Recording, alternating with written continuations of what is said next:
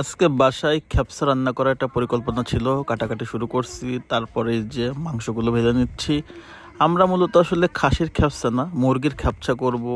গরিব মানুষ, এত টাকা নাই। খাসির মাংসের যে দাম, এই যে ভাজাভাজি করে নিতে হয় মাংস, তারপরে এই যে টক দই, আপনারা জানেন টক দই প্রয়োজন হয় খ্যাপসাতে।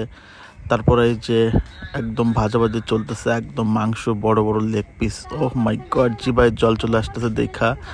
একটু পরে আসলে রান্না শেষ হয়ে যাবে, তারপর ঘপাস ঘপাস করে খেয়ে ফেলবো। এই তো প্রায় রান্না শেষ।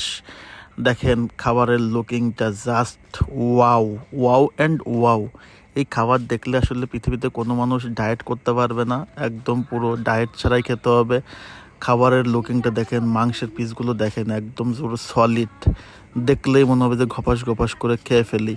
আমরা সবাই মিলে বাসায় খ্যাপসা রান্না করে খাচ্ছি। আপনারা ভিডিও দেখেন আর সাবস্ক্রাইব করেন।